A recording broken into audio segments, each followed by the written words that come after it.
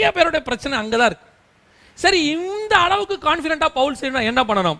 தேவனுக்கும் தேவ சித்தத்தை அறிகிற இடத்திற்கும் பவுலும் ஒரே இடத்துல இருக்காங்க. அதாவது தேவ சித்தத்தை பவுல் கரெக்டா தெரிஞ்சு வச்சிருக்கிறார். கர்த்தர் அவரோடு கூட பேசிக்கிட்டே இருக்கிறார்.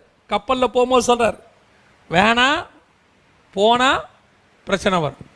இல்லை இல்லை நாங்கள் போவோம். சரி வாங்க போகலாம். ஏன்? நான் இருக்கிற வரைக்கும் உங்களுக்கு பிரச்சனை இருக்காது, வாங்க போகலாம். சேதம் வந்துருச்சு. இப்போ சொல்றாரு, கப்பலுக்கு தான் சேதம் வரும், மனுஷனுக்கு என்ன வராது? உயிர் சேதம் வராது.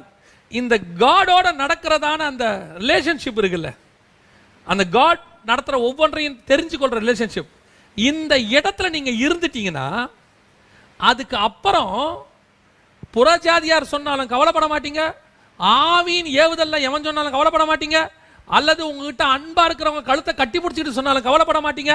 நீங்க ஒன்று மட்டும் தெளிவா இருப்பீங்க, சொன்னது கர்த்தர், அதை நான் செய்வேன். அவ்வளவுதான்.